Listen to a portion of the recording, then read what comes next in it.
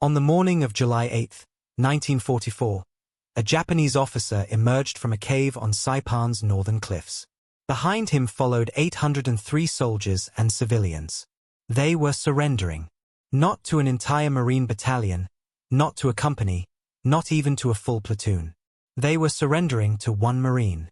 Private First Class Guy Gabaldon, a 19-year-old from East Los Angeles, had convinced them that resistance was futile.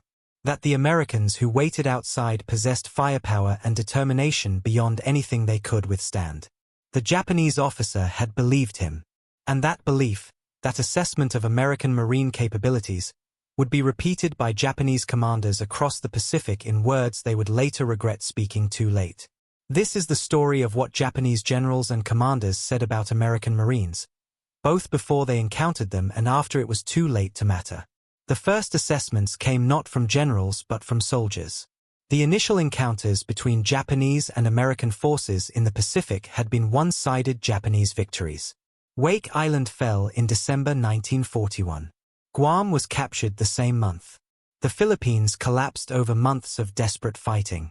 Japanese soldiers who participated in these early campaigns developed a particular view of American fighting men. They were told by their officers that Western soldiers lacked the spiritual strength necessary for sustained combat. That they were soft. That they valued their lives too much to fight effectively when death became probable rather than merely possible. If you're interested in learning more about these critical Pacific battles, consider subscribing to the channel and hitting the notification bell for more detailed historical content. Your support allows us to continue exploring these important stories. These early Japanese assessments were not entirely without foundation. At Bataan and Corregidor, American and Filipino forces had fought courageously but were ultimately overwhelmed by superior numbers, better supply lines, and the grinding attrition of disease and starvation. Japanese commanders observed American soldiers surrendering in large numbers once their position became untenable. Over 75,000 Allied troops surrendered in the Philippines. It was the largest capitulation in American military history. The Japanese Imperial Army concluded that Americans, when faced with certain death, would choose life as prisoners over death in combat. This assessment would prove catastrophically wrong. The turning point in Japanese perception began at a place most Japanese officers had never heard of before August 1942. Guadalcanal, a steaming jungle island in the Solomon Chain where Japan had been constructing an airfield. On August 7, 11,000 United States Marines landed on Guadalcanal's northern beaches. They encountered minimal initial resistance. Japanese construction workers fled into the jungle. The Marines captured the unfinished airfield, which they quickly completed and renamed Henderson Field. Japanese military leaders in Rabaul were stunned. The Americans had taken the initiative. This was not supposed to happen. The Japanese response revealed their fundamental misunderstanding of what they faced. Colonel Kiyoano Ichiki was dispatched with 900 soldiers to retake the airfield. Intelligence estimates told him he would face a small, demoralized American force of perhaps 2,000 men at most. The Americans, he was assured, would likely retreat to their ships when faced with a determined Japanese assault. Ichiki led his force in a night attack on August 21, 1942. His soldiers charged Marine positions along the Tenaru River with fixed bayonets, expecting to overwhelm the defenders through shock and aggressive spirit. The Marines did not retreat. They did not panic. They held their positions along the riverbank and opened fire with machine guns, rifles, and 37mm anti-tank guns loaded with canister shot. Japanese soldiers fell in waves. Those who reached the Marine lines died on American bayonets. Those who attempted to withdraw were cut down by crossfire. At dawn, Marine reinforcements counterattacked with tanks. Of Ichiki's 900 men, fewer than 30 survived. The colonel himself committed ritual suicide rather than report his failure to his superiors. His body was found days later. The Tenaru River ran red with Japanese blood for hours after the battle ended. Japanese commanders at Rabaul received fragmentary reports of the disaster. The details were confused. Communications had been disrupted. But the essential truth was clear. The Americans had not retreated. They had not panicked. They had systematically annihilated an entire Japanese battalion with firepower that seemed impossible for such a small defending force. The assessment began to shift, but slowly. Too slowly. Major General Kawaguchi Kyotake was given command of the next assault on Guadalcanal. He was a more experienced officer than Ichiki. He had studied the failure at the Tenaru and believed he understood the problem. Ichiki had attacked frontally with insufficient forces. Kawaguchi would attack from multiple directions with 4,000 men. He would strike at night to negate American firepower advantages. His soldiers would infiltrate through the jungle and attack from positions the Americans could not have fortified. The Marines would be surrounded, cut off from supplies, and forced to surrender or die. This was the plan that Kawaguchi brought to a ridge south of Henderson Field on the night of September 13, 1942. The Marines knew he was coming. Native scouts and intelligence officers had reported Japanese forces moving through the jungle. Colonel Merritt Edson, a veteran of jungle fighting in Nicaragua and China, commanded the Marine raiders and paratroopers defending the ridge that would later bear his name. He had spent the previous week preparing his defense. Every approach to the ridge had been measured. Artillery and mortar positions had calculated firing solutions for pre-registered targets. Machine gun positions had been sited to create interlocking fields of fire. The Marines had cleared undergrowth to create kill zones. Wire obstacles, though limited by supply shortages, had been positioned to channel attacking forces into the most lethal engagement ranges. Kawaguchi's first assault waves emerged from the jungle into hell. American artillery fire detonated among closely packed Japanese infantry before they could deploy into assault formations. Machine gun fire swept the approaches. Japanese soldiers trying to advance up the southern slopes encountered defensive positions they had been told would be lightly held. Instead, they found Marines who had been issued extra ammunition and ordered to hold their ground at all costs. The fighting lasted through the night. Wave after wave of Japanese soldiers charged up Bloody Ridge. Each wave was shattered by American fire. By dawn, over 700 Japanese soldiers lay dead on the slopes. American casualties were fewer than 100 killed. Kawaguchi withdrew with his surviving forces. He had lost half his command. In his after-action report, he wrote something that would be echoed by Japanese commanders throughout the rest of the war.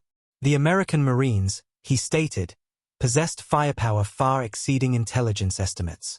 Their defensive positions were better prepared than expected.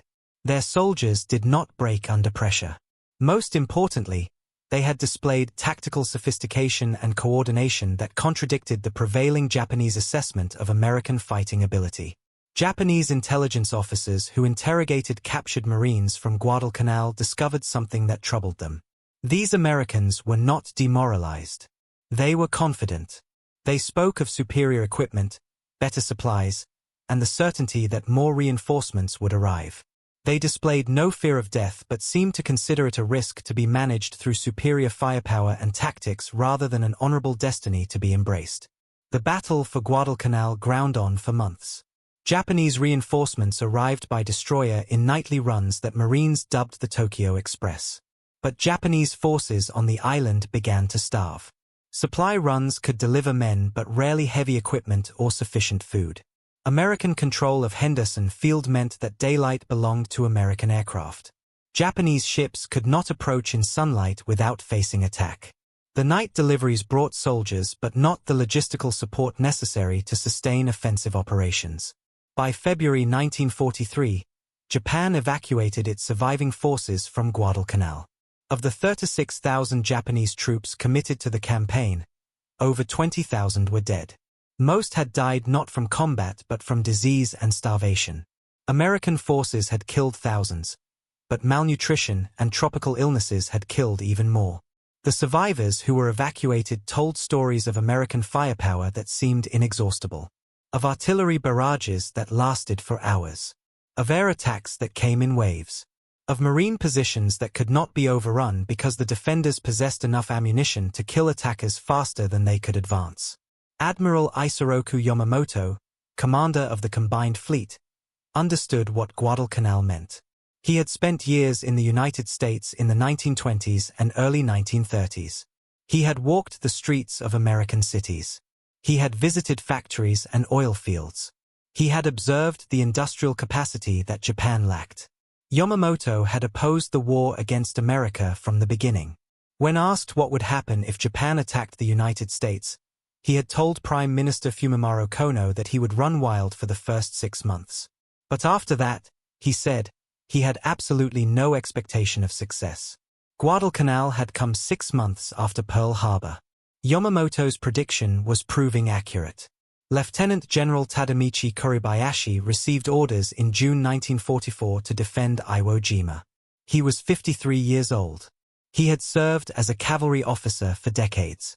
He had studied in the United States as a young man and had served as a military attaché in Washington.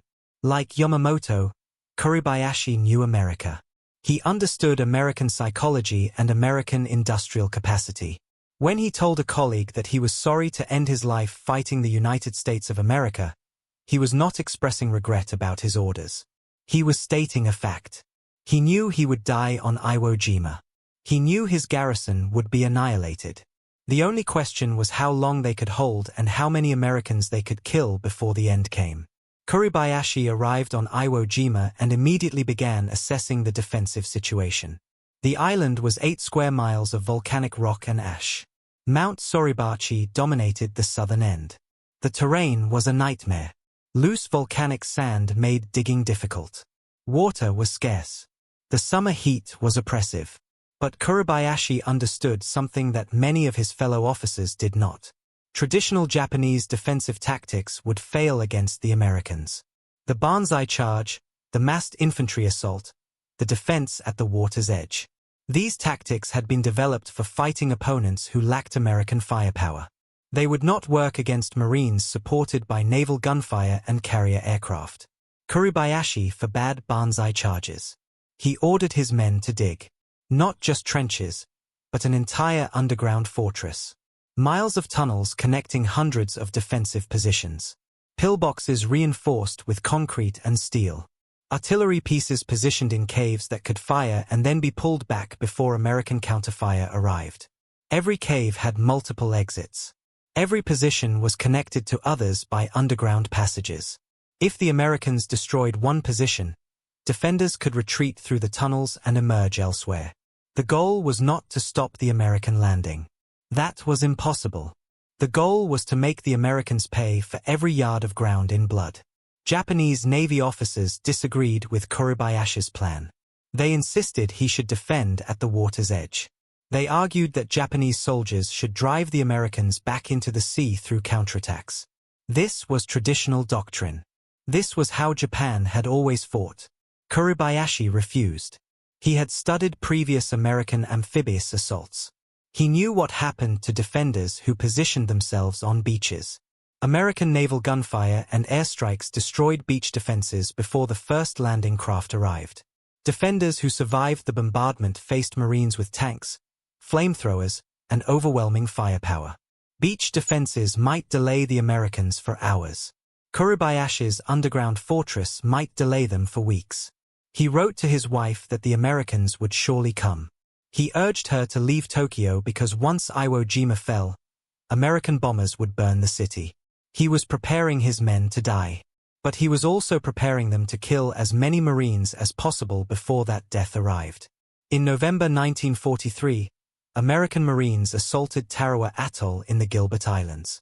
The battle lasted 76 hours. It was the first time American forces faced a heavily fortified, well-prepared Japanese defense of an atoll. The Japanese commander, Rear Admiral Keiji Shibasaki, had boasted that 1 million Americans could not take Tarawa in 100 years.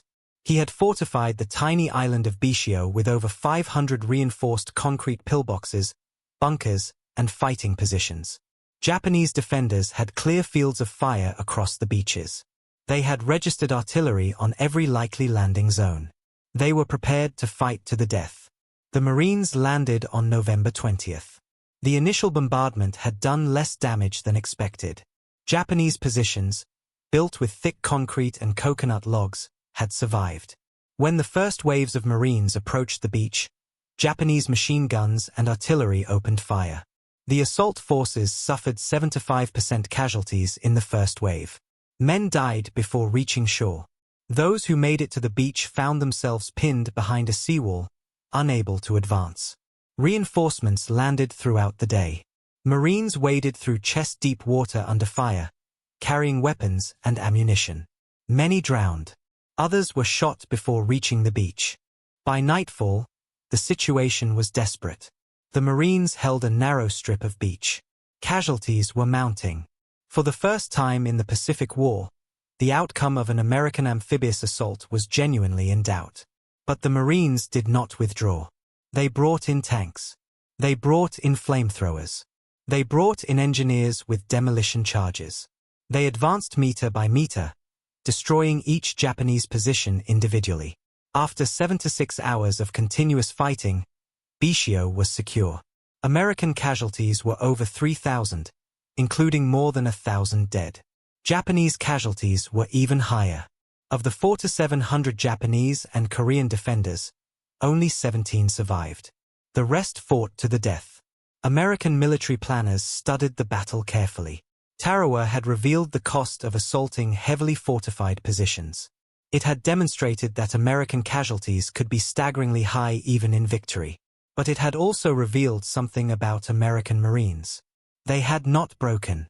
Despite losses that would have shattered most military units, the Marines had continued attacking until the objective was secured. Japanese commanders studied Tarawa as well. They drew very different conclusions. Some saw it as proof that determined defenders could inflict unacceptable casualties on American forces. If every island was defended like Tarawa, perhaps the Americans would lose the will to continue. Perhaps they would negotiate rather than pay the butcher's bill necessary to reach Japan itself. This assessment would prove as wrong as all the others. Other Japanese officers saw Tarawa differently. They noted that despite the excellent defensive positions, despite the determination of the defenders, despite inflicting massive American casualties, the island had fallen in 3 days. The Americans had demonstrated that no fixed defense could stop them. They had the firepower to pulverize any position. They had the determination to continue attacking regardless of casualties. They had the industrial capacity to replace losses and assault the next island. General Holland Smith, commander of Marine forces at Tarawa, made a statement after touring the battlefield. He compared the losses to Pickett's charge at Gettysburg. The comment reached Japanese intelligence. They analyzed it carefully. Some concluded that American commanders considered Tarawa too costly, that future assaults would be conducted differently, that the Americans had learned to fear Japanese defenses. This was a misreading of Smith's comment. Smith was not suggesting that Tarawa-style assaults should be avoided. He was stating that Tarawa had been an assault from beginning to end, that there had been no easy way to take a heavily defended atoll, that casualties were the price of victory, and that price would be paid, repeatedly, until Japan was defeated. American forces would go on to assault dozens more islands. Each battle would be studied. Tactics would be refined. Equipment would be improved. But the fundamental approach would not change. The Marines would land. They would advance under fire. They would destroy Japanese positions systematically. And they would take the island, regardless of cost. By mid-1944, Japanese commanders understood what they faced. Internal Army assessments noted that American Marines possessed several critical advantages. First, firepower. American infantry units had more machine guns, more mortars, and more artillery support than equivalent Japanese units. A single Marine rifle company could deliver more sustained fire than a Japanese battalion. Second, logistics. American forces received regular resupply. Food, ammunition, medical supplies, even mail from home arrived consistently. Japanese forces, by contrast, were increasingly cut off as American submarines sank supply ships. Third, air and naval support. American Marines never fought alone. They could call on aircraft for close support. They could request naval gunfire from offshore ships. They fought as part of an integrated combined arms team. Fourth, training. American replacement troops were well trained. They had spent months in stateside training programs, firing thousands of rounds of ammunition, practicing tactics. Japanese replacements, especially by late 1944, had minimal training. They were rushed to the front with inadequate preparation. But the assessments also noted something more troubling. American Marines displayed initiative and flexibility that Japanese doctrine did not encourage in its own troops. American small unit leaders made decisions independently. If a platoon encountered an obstacle, the lieutenant or sergeant would find a way around it without waiting for orders from above. Japanese tactical doctrine emphasized following the plan. American tactical doctrine emphasized adapting to circumstances. When Japanese attacks failed, units often disintegrated because the plan had not accounted for failure. When American attacks stalled, Marines would regroup, call for support, and try a different approach. These observations appeared in intelligence reports. They were discussed at staff meetings. Senior Japanese commanders knew, by 1944, that their soldiers faced an enemy who was better equipped, better supplied, and better trained. But they could not change the fundamental strategic situation. Japan lacked the industrial capacity to match American production. Japan lacked the resources to adequately train and equip its forces. Japan lacked the naval and air power to interdict American logistics. Knowing the problem did not provide a solution. The war would continue. Japanese soldiers would continue fighting. And they would continue dying in numbers that exceeded anything seen in previous conflicts. The Marines who landed on Peleliu in September 1944 encountered a defense that had learned from Tarawa and previous battles. The Japanese commander had abandoned beach defenses. He had positioned his forces in the island's interior, in caves and fortified positions that naval gunfire could not destroy. The battle lasted over 2 months. American casualties exceeded 10,000.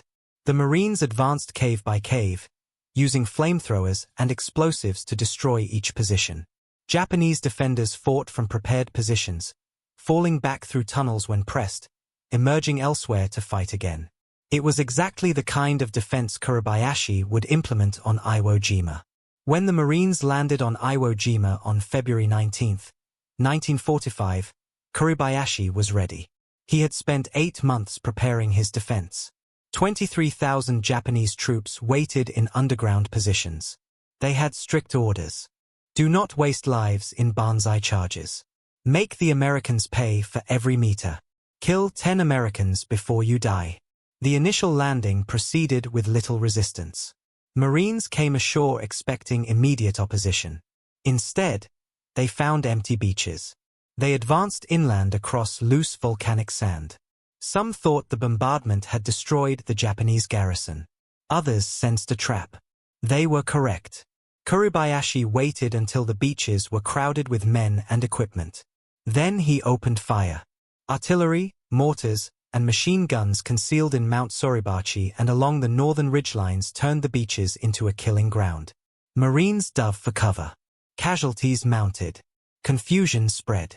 But the Marines did not retreat to their ships. They advanced. Slowly, methodically, they moved inland.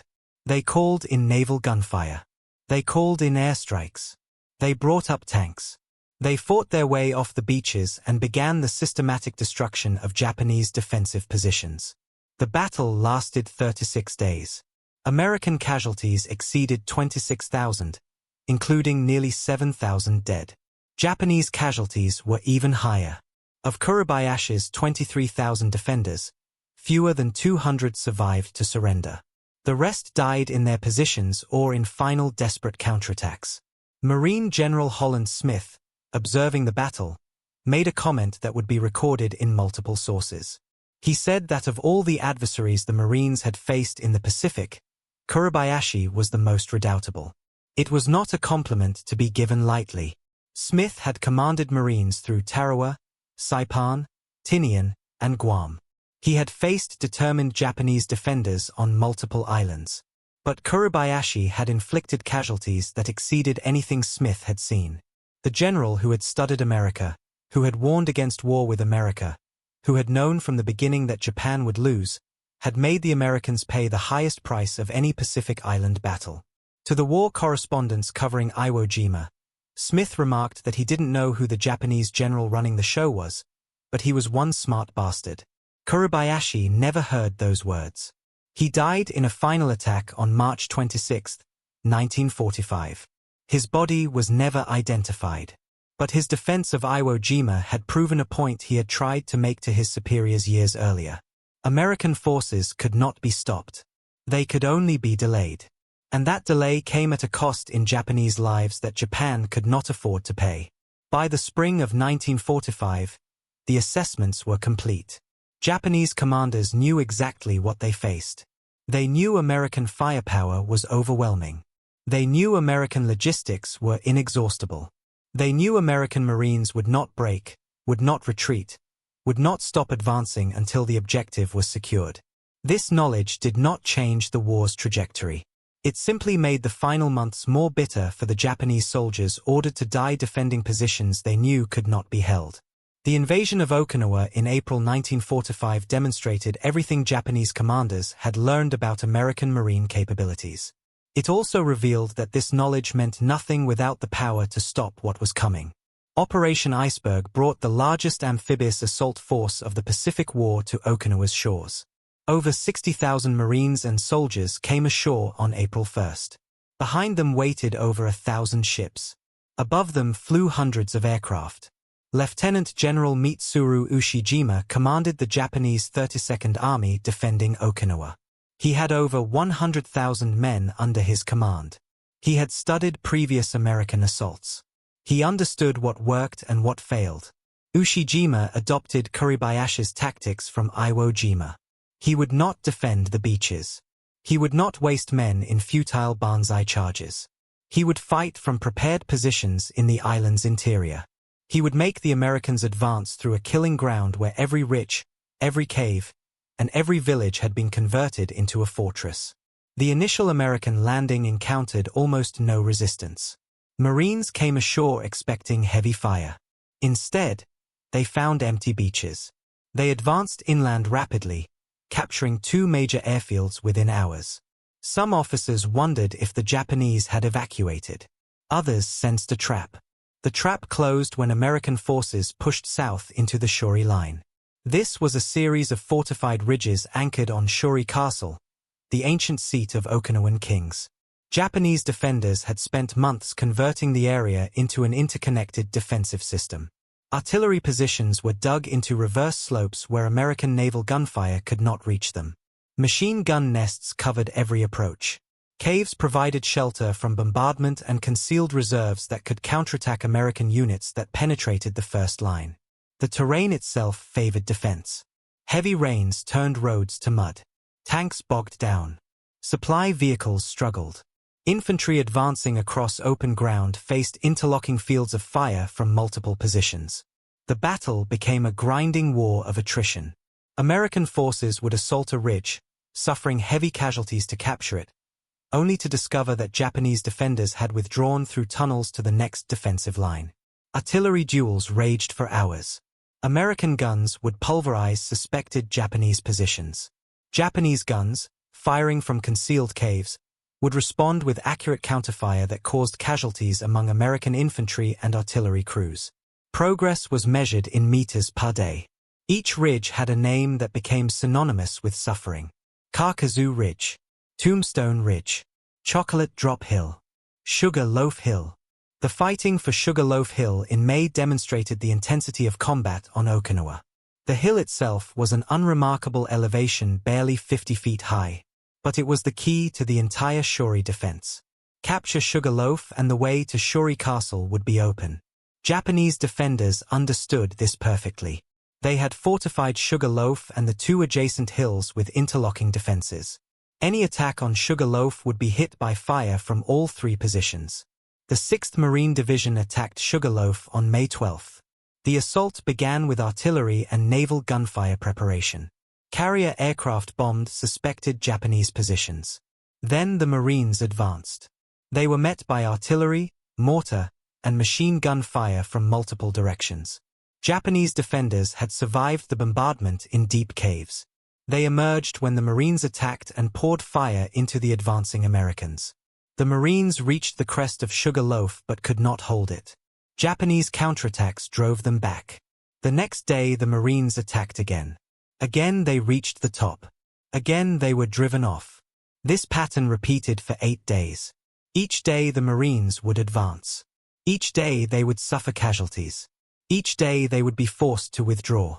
The 6th Marine Division lost over 2,000 men fighting for Sugarloaf Hill. Japanese casualties were even higher. But the Japanese had no concern for casualty rates. They were defending their home. Every day they delayed the Americans was another day that Japan remained unconquered. The fighting at Sugarloaf revealed something about both sides. Japanese defenders fought with determination that approached fanaticism. They knew they would die. They accepted this. Their goal was not survival.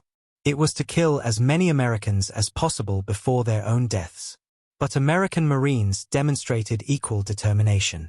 Despite horrific casualties, despite exhaustion, despite knowing that tomorrow would bring more of the same nightmare, they continued attacking.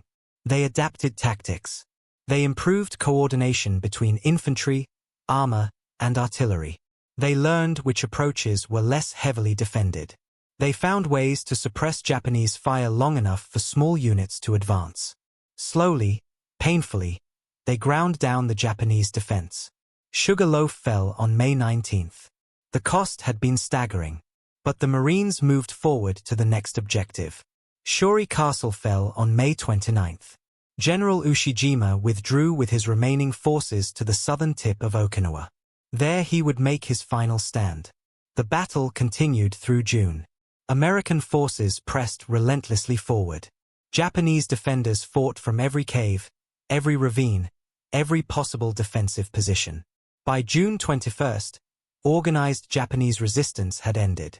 General Ushijima committed ritual suicide rather than surrender. His chief of staff, Lieutenant General Izumu Cho, did the same. Of the 100,000 Japanese defenders, fewer than 10,000 survived to surrender. The rest died fighting or killed themselves. American casualties at Okinawa exceeded 48,000, including nearly 13,000 dead. This was the highest casualty count of any Pacific campaign. The battle had lasted 82 days. It had demonstrated that Japanese defenders could inflict terrible losses even in defeat.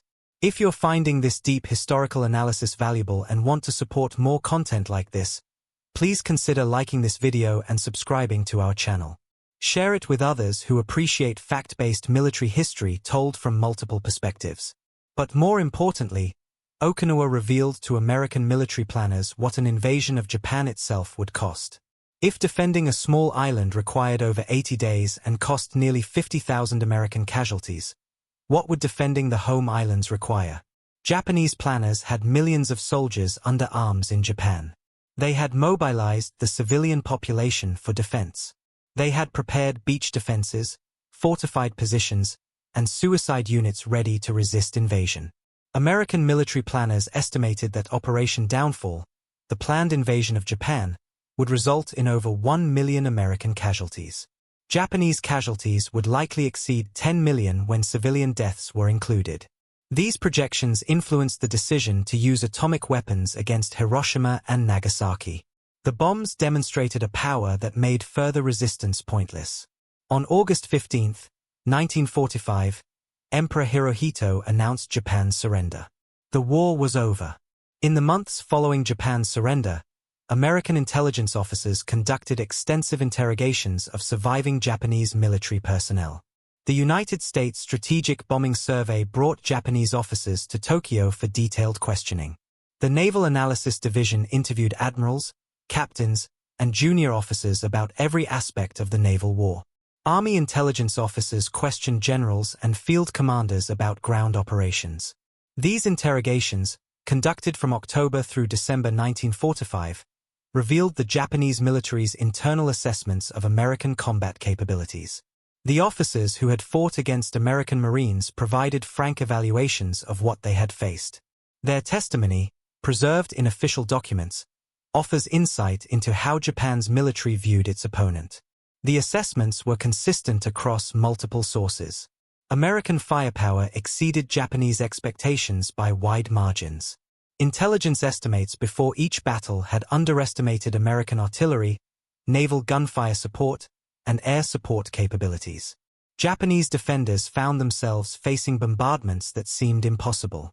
Hours of continuous shelling. Hundreds of aircraft dropping bombs and napalm. Entire hillsides pulverized by naval guns firing from offshore. One Japanese officer, interviewed about the defense of an unnamed Pacific island, stated that American forces could deliver more explosive tonnage in a single day than his entire command had fired during the entire campaign. He described watching American ships offshore bombarding his positions for hours without pause. The officer noted that his own artillery had limited ammunition. Each gun could fire perhaps 20 rounds per day. American artillery seemed to have unlimited ammunition.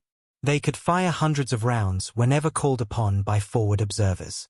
The disparity was not just quantitative. It was psychological. Japanese defenders knew they were fighting an enemy that could afford to waste ammunition. That could afford to expend thousands of shells to destroy a single bunker. That had so many resources that conservation was unnecessary. Another Japanese commander discussed American tactical flexibility. He noted that American units would probe Japanese defenses, identify strong points, and then call for overwhelming firepower to suppress those positions before infantry advanced. If an approach proved too costly, Americans would pull back, bombard the position again, and try a different approach. Japanese doctrine emphasized following the plan. American doctrine emphasized adapting to circumstances. The interrogations revealed something unexpected. Japanese prisoners of war provided extensive intelligence to American interrogators. This contradicted the prevailing belief that Japanese soldiers would refuse to cooperate. In fact, many Japanese prisoners spoke freely once captured. They had been taught that surrender meant they had broken all ties with Japan. They believed they were dishonoured and could never return home. Having nothing left to lose, they saw no reason to withhold information. American intelligence officers discovered that Japanese prisoners appreciated being treated according to Geneva Convention standards. They received adequate food, medical care, and shelter. This contrasted sharply with what Japanese propaganda had told them to expect. They had been warned that Americans would torture and kill prisoners. Instead, they found themselves well treated. Some Japanese prisoners became active participants in American psychological warfare efforts. They helped write propaganda leaflets encouraging other Japanese soldiers to surrender. They made loudspeaker broadcasts explaining that prisoners were treated humanely. They provided tactical intelligence about Japanese defensive positions, unit strengths, and command structures. This cooperation gave American forces significant advantages in later campaigns. The post-war interrogations included questioning about American Marines specifically. Japanese officers who had faced Marines at Guadalcanal, Tarawa, Saipan, Iwo Jima, and Okinawa provided their assessments. They described Marines as aggressive in attack and stubborn in defense. Japanese officers noted that Marines seemed to have superior training compared to Army units. They moved with more tactical proficiency. Their small unit leaders made better decisions under fire. They coordinated infantry, armor, and supporting arms more effectively. One officer who had defended against both Marine and Army assaults stated that Marines were more difficult opponents. They pressed attacks with greater intensity. They were more willing to accept casualties to achieve objectives. They seemed to take the offensive instinctively rather than waiting for orders. These observations, coming from enemy commanders who had fought both American services, suggest that Marines had earned a reputation among Japanese forces as particularly formidable adversaries. The most striking testimony came from officers who had warned their government before the war about American capabilities. These men had tried to prevent the conflict. They had been overruled by militarists who believed Japanese spirit would overcome material disadvantages. After the war, with Japan in ruins and millions dead, these officers spoke with bitter clarity about the folly of ignoring accurate intelligence. They had known American industrial capacity. They had known American determination. They had known the war was unwinnable. They had said so before Pearl Harbor. No one had listened. Admiral Isoroku Yamamoto, who had planned the Pearl Harbor attack and warned it would lead to defeat, had been killed in 1943. But other officers echoed his pre-war assessments. They confirmed that Japan's military leadership had received accurate intelligence about American capabilities. They confirmed that this intelligence had been dismissed as overly pessimistic or defeatist. They confirmed that the decision for war had been made despite, not because of, military advice. Fleet Admiral Osami Nagono, chief of the Imperial Navy General Staff during much of the war, was among those interrogated. He stated plainly that the turning point had been Guadalcanal. Japan's inability to match American reinforcement rates had doomed the campaign. He acknowledged that American logistics and industrial production had exceeded Japanese expectations. Every ship Japan sank was replaced. Every aircraft shot down was replaced. Every Marine killed or wounded was replaced. Japan could not sustain such losses. America could. The mathematics of industrial warfare were inescapable. Commander Mitsu Fukaida, who had led the Pearl Harbor attack, provided his assessment of American air power. By 1943, he said, American aircraft were superior to Japanese designs. American pilots were better trained. American tactics were more effective. The Zero fighter that had dominated in 1941 was obsolete by 1943. The Hellcat and Corsair fighters that replaced American losses were faster, more heavily armed, and more survivable. Japanese pilots who had dominated the early war were dead. Their replacements lacked adequate training because Japan no longer had fuel for extensive flight training or time to properly prepare new pilots. These interrogations painted a picture of an enemy who had known it was outmatched but fought anyway. Japanese commanders understood American Marine capabilities. They respected American firepower, logistics, and determination. They recognized that American forces would adapt, learn, and improve throughout the war while Japanese forces grew weaker. This knowledge had not prevented the war. It had not shortened the war. It had simply made the final defeat more bitter because it had been predicted and ignored. The tragedy extended beyond military defeat. Japan's civilian population suffered terribly. American bombing campaigns destroyed over 60 Japanese cities. Millions were left homeless. Hundreds of thousands died in air raids. The atomic bombs at Hiroshima and Nagasaki killed over 200,000 people, mostly civilians. Japan's economy was shattered. Its industrial capacity was destroyed. Its people were starving. The militarists who had led Japan into war had brought catastrophic destruction upon their own nation. On September 2, 1945, Japanese officials stood aboard the battleship USS Missouri in Tokyo Bay. They watched American military might arrayed before them. Over 300 ships filled the bay.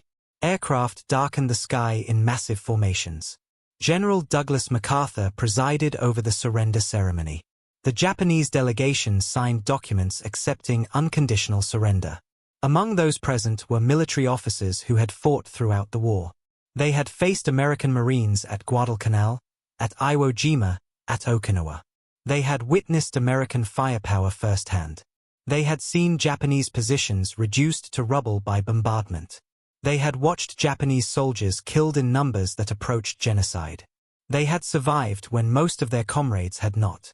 And now they stood on the deck of an American battleship, acknowledging total defeat. The ship itself told the story.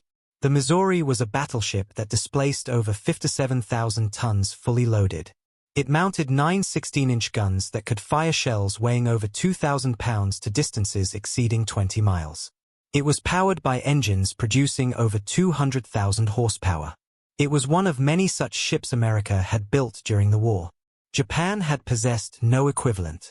Japan had built the Yamato and Musashi, the largest battleships in history. Both had been sunk by American air attacks. The Yamato had been destroyed in April 1945 on a suicide mission to Okinawa. American carrier aircraft had attacked it in waves.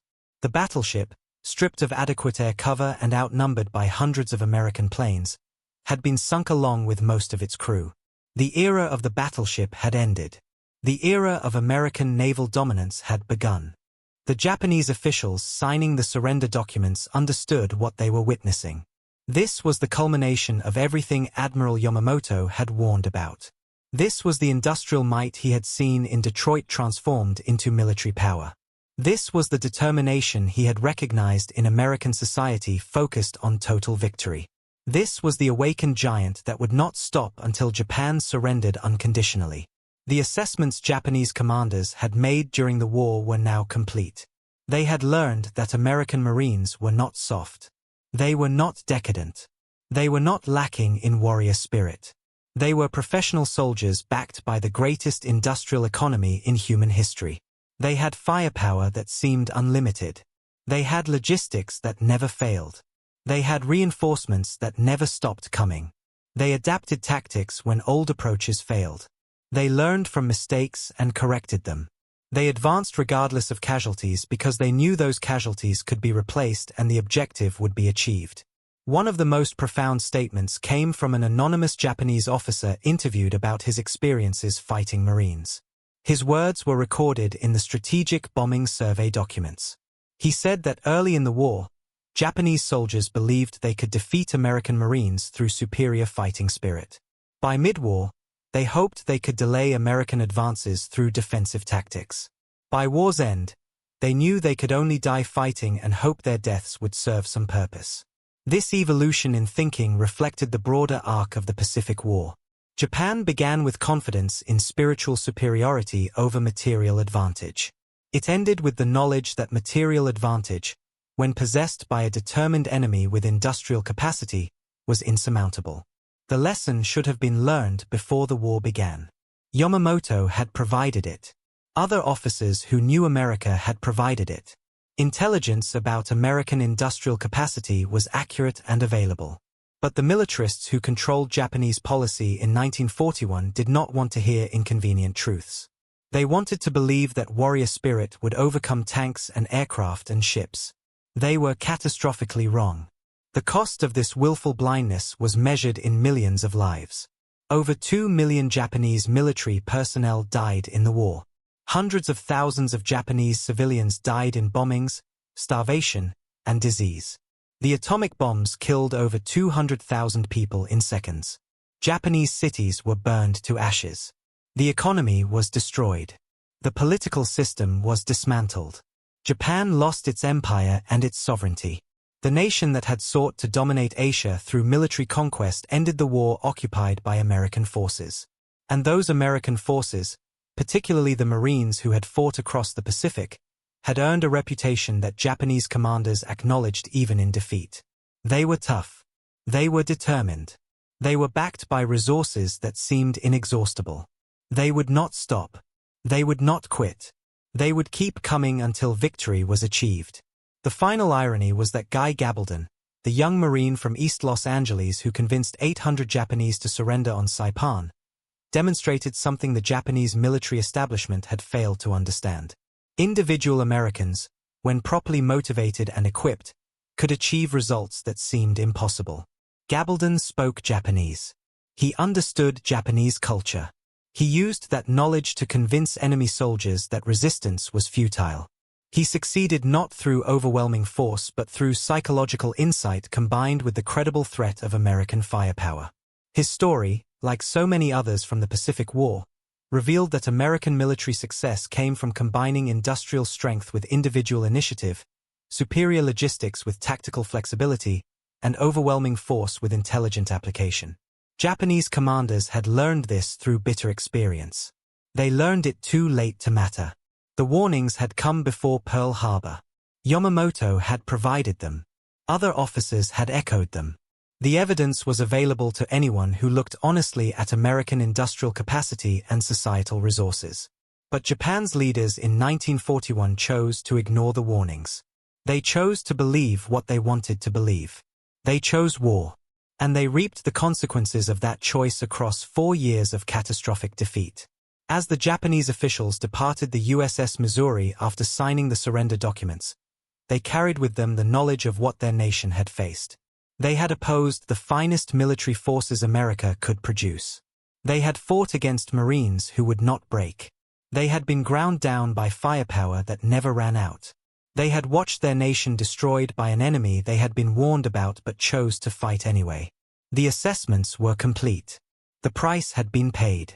The lessons, written in blood across 1,000 Pacific islands, were clear for any future leader willing to learn them. American Marines, backed by American industry and American determination, were an enemy that could not be defeated by courage alone. Material advantage, when wielded by a professional military force fighting for a clear objective, would eventually prevail over spiritual appeals and desperate tactics. Japan's commanders had learned what American Marines were truly capable of.